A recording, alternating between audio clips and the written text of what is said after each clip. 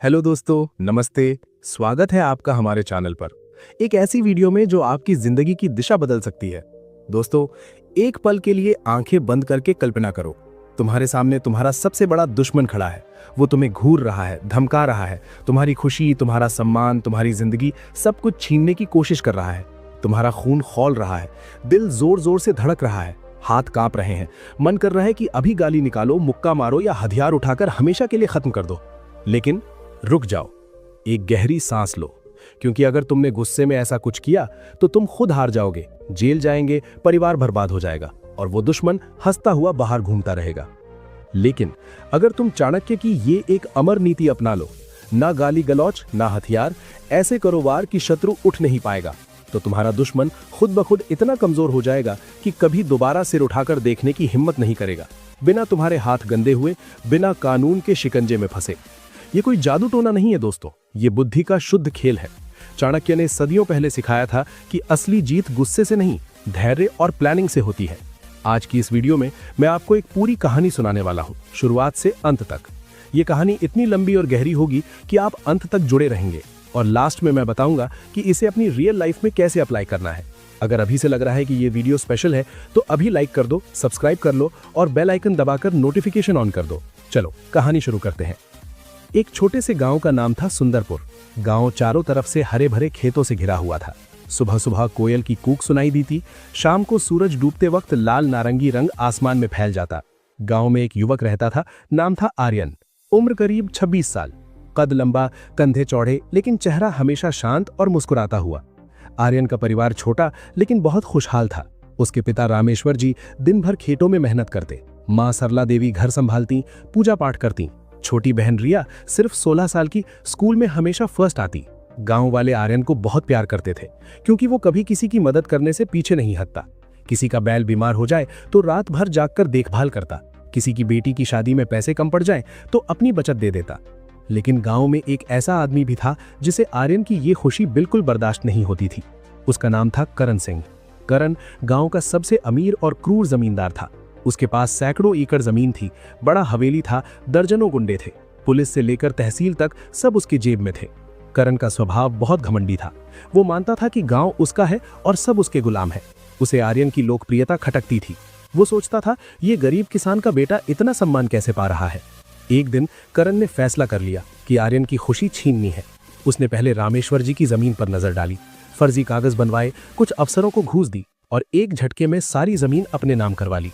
रामेश्वर जी ने विरोध किया, गांव के पंचायत में शिकायत की, लेकिन करण के गुंडों ने रात में घर पर हमला कर दिया। रामेश्वर जी को इतना मारा कि उनकी दोनों टांगें टूट गईं। वो बिस्तर पर पड़ गए। डॉक्टर ने कहा, ज्यादा दिन नहीं चलेंगे। आर्यन रात दिन पापा की सेवा करता, दवाइयां लाता, मालिश करता, लेकिन पापा की हालत दिन ब दिन बिगड़ती गई। एक रात रामेश्वर जी ने आर्यन का हाथ पकड़ा और कहा, बेटा गुस्सा मत करना, चाणक्य नीति याद रखना जो मैंने तुझे बचपन में सिखाई थी, ना गाली ना हथियार, बुद्धि से वार करो। ये उनके आखिरी शब्द थे। सुबह तक वो चल बसे। आर्यन का दिल टूट गया। वो पापा के शव के पास बैठा घंटों रोता रहा। माँ सरला देवी सदमे में चली गई। वो खाना पीना छोड़ दिया, दिन भर बस रोती रहती। आर्यन उन्हें मनाता, लेकिन माँ का दिल टूट चुका था। कुछ ही महीनों में वो भी इस दुनिया से चली गई। अब घर में सिर्फ आर्यन और रिया बचे थे। रिया स्कूल जाना बंद कर दिया। वो डर के मारे घर से बाहर नहीं निकलती थी, क्योंकि करण की नजर अब रिया पर थी। उसके गुंडे रोज घर के बाहर घूमते, गंदी गंदी बातें करते, सीटियां बजाते, धमकियां देते कि अगर भाई ने मुंह बंद नहीं किया तो तेरी बहन को उठा लेंगे। आर्यन का खून खौल रहा था। रात भर सो नहीं पाता, कभी हाथ में लाठी उठा लेता, कभी पत्थर। मन करता कि आज जाकर करण की हवेली पर हमला कर दे, लेकिन हर बार पापा की आखिरी बात याद आती, बुद्धि से वार करो। आर्यन बचपन से चाणक्य नीति की कहानियां सुनता आया था। दादाजी, जो अब नहीं थे, बताते थे कि चाणक्य एक साधारण ब्राह्मण थे। नंद राजा ने उनका अपमान किया था, लेकिन चाणक्य ने गुस्से में तलवार नहीं उठाई। उन्होंने चुपचाप प्लान बनाया, चंद्रगुप्त जैसे युवक को तैयार किया और सिर्फ बुद्धि से पूरे नंद वंश को उखाड़ फेंका। आर्यन सोचता, अगर मैं गुस्से में कुछ कर बैठा तो जेल चला जाऊंगा, रिया अनाथ हो जाएगी, करण हंसेगा। नहीं, ऐसा नहीं होने दूंगा। आर्यन ने ठान लिया कि वो चाणक्य की नीति पर चलेगा। उसने सबसे पहले अपना गुस्सा कंट्रोल करना सीखा। सुबह सुबह नदी किनारे जाता, घंटों बैठकर मन शांत करता, चाणक्य की किताब फिर से पढ़ने लगा। एक लाइन बार बार पढ़ता, शत्रु की कमजोरी ढूंढो और उसी पर वार करो। आर्यन ने सोचा, करण की सबसे बड़ी कमजोरी क्या है? उसका घमंड, उसका पैसा, उसके गुंडे, उसके रिश्ते। आर्यन ने फैसला किया कि पहले करण के सबसे करीबी आदमी से शुरुआत करेगा। उस गुंडे का नाम था विक्रम। विक्रम करण का दाहिना हाथ था। बाहर से बहुत क्रूर लगता था, लेकिन आर्यन जानता था कि करण विक्रम को पूरा पैसा नहीं देता, हमेशा धमकाता रहता है। विक्रम की एक छोटी बेटी थी, सिर्फ 8 साल की, जो टीबी से पीड़ित थी। दवा बहुत महंगी थी। विक्रम के पास पैसे नहीं थे। आर्यन ने अपनी सारी बचत निकाली जो पापा की मौत के बाद बची थी। वो विक्रम के घर गया। विक्रम ने पहले दरवाजा खोलते ही गुस्सा दिखाया, लेकिन आर्यन ने शांत स्वर में कहा, भाई साहब, आपकी बेटी की तबीयत के बारे में सुना, ये लो दवा के पैसे। विक्रम हैरान रह गया। उसने पैसे लेने से मना किया, लेकिन आर्यन ने कहा, यह किसी की मदद है, बदले की नहीं। विक्रम का दिल पिघल गया। उसने पैसे लिए और बेटी का इलाज शुरू करवाया। धीरे धीरे विक्रम और आर्यन की बातचीत बढ़ी। विक्रम ने बताया कि करण उसे सिर्फ डर से रखता है, कभी सम्मान नहीं दिया। आर्यन हमेशा विक्रम की बात सुनता, उसकी परेशानियां समझता। एक दिन विक्रम ने खुद कहा, आर्यन भाई, करण ने मुझे कभी इंसान नहीं समझा। तूने मेरी बेटी की जान बचाई, अब बोल क्या करना है। आर्यन ने मुस्कुराकर कहा, बस करण के सारे राज बताओ। विक्रम ने सब खोल दिया। करण कहाँ ब्लैक मनी रखता है, किन शहरों में चोरी का माल बेचता है, किन अफसरों को घूस देता है। आर्यन ने सब नोट किया, लेकिन कुछ बोला नहीं, बस प्लान बनाता रहा। अब आर्यन गांव वालों से मिलने लगा। वो हर घर जाता, बूढ़े बुजुर्गों से बात करता, औरतों की तकलीफें सुनता, बच्चों से खेलता। कभी करण का नाम नहीं लेता था, बस कहता, सब ठीक हो जाएगा, धैर्य रखो। उसकी शांत आवाज और विश्वास भरी आंखें लोगों को जोड़ने लगी। लोग उसके साथ जुड़ने लगे। एक बूढ़ा चाचा था जिनकी जमीन करण ने छीनी थी। वो रोते हुए कहते, बेटा, अब उम्मीद सिर्फ तुझसे है।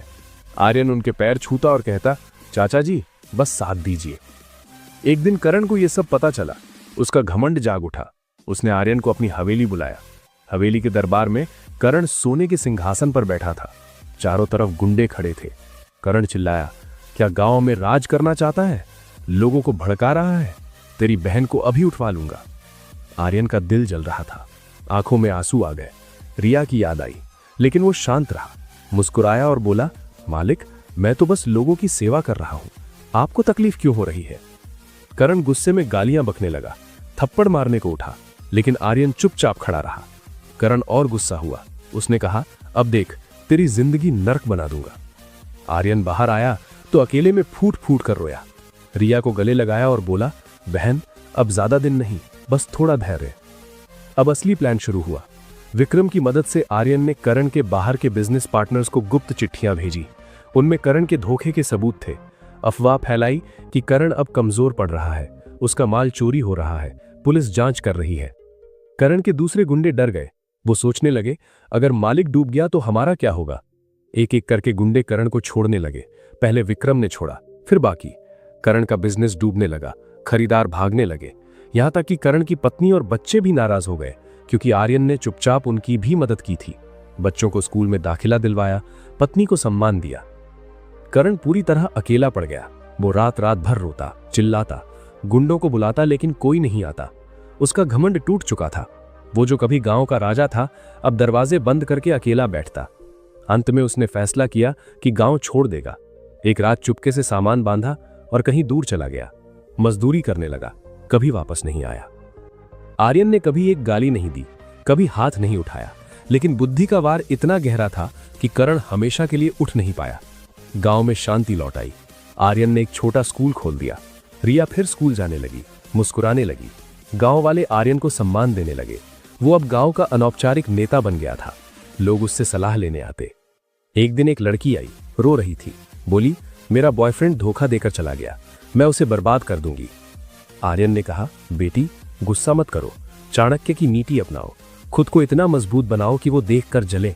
पढ़ाई करो, नौकरी करो, खुश रहो। लड़की गई, साल भर बाद लौटी। अच्छी जॉब, कॉन्फिडेंट, चमकता चेहरा। आर्यन को गले लगाकर बोली, भैया आप सही थे, वो अब पछता रहा है। एक व्यापारी आया, उसका पार्टनर उसे लूट रहा था, गुस्से में था।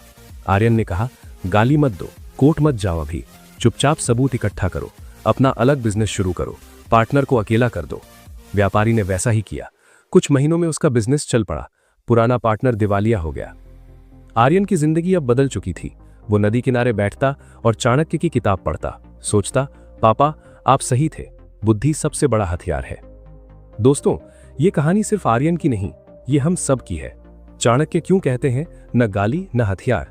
क्योंकि गाली देने से दुश्मन का ईगो बूस्ट हो जाता है, वो और खतरनाक बन जाता है। हथियार उठाओगे तो कानून तुम्हें पकड़ लेगा, परिवार बर्बाद हो जाएगा। लेकिन बुद्धि से वार करो। पहले दुश्मन की कमजोरी ढूंढो, उसके साथ ही उसका पैसा, उसका घमंड, फिर चुपचाप प्लान बनाओ। उसके साथियों को अपना बनाओ, लोगों का सपोर्ट लो, उसे अकेला कर दो, वो खुद टूट जाएगा। रियल लाइफ में देखो, ऑफिस में बॉस सताए तो क्या करोगे? गाली दोगे? नहीं, चुपचाप बेहतर काम करो, प्रूफ इकट्ठा करो, एचआर से बात करो या ऊपर वालों से। एक दिन बॉस खुद ट्रांसफर हो जाएगा। रिलेशनशिप में धोखा मिले, बदला मत लो, खुद को ग्लो अप करो, जिम जाओ, स्किल सीखो, पैसा कमाओ, सफल हो जाओ, वो खुद जलकर मरेगा। गांधी जी ने क्या किया? ब्रिटिश साम्राज्य के सामने हथियार नहीं उठाया, अहिंसा और सत्याग्रह से लाखों लोगों को जोड़ा, साम्राज्य को अकेला कर दिया और जीत गए। महाभारत में श्री कृष्ण ने दुर्योधन को गाली नहीं दी, सिर्फ प्लानिंग की, पांडवों को तैयार किया और जीत पांडवों की हुई। आज की दुनिया में ये नीति और जरूरी है। सोशल मीडिया पर ट्रोल गालियां देते हैं, तुम जवाब में गाली दोगे तो और ट्रोल आएंगे, लेकिन इग्नोर करो, बेहतर कंटेंट बनाओ, फॉलोवर्स बढ़ाओ, ट्रोल खुद गायब हो जाएंगे। दोस्तों, असली ताकत गुस्से में नहीं होती, धैर्य में होती है, प्लानिंग में होती है। जब आर्यन करण के सामने खड़ा था और गालियां सुन रहा था, उसका दिल फट रहा था, लेकिन वो शांत रहा, क्योंकि वो जानता था जीत उसकी होगी। तुम भी ये नीति अपना सकते हो। आज से शुरू करो। कोई तुम्हें नीचा दिखाए तो मुस्कुराओ, चुपचाप मेहनत करो, सबूत इकट्ठा करो, सपोर्ट बढ़ाओ। एक दिन वो दुश्मन खुद नीचे गिरेगा। जिंदगी छोटी है दोस्तों, गुस्से में बर्बाद मत करो। चाणक्य की तरह स्मार्ट बनो, धैर्यवान बनो और स्ट्रांग बनो। जय हिंद।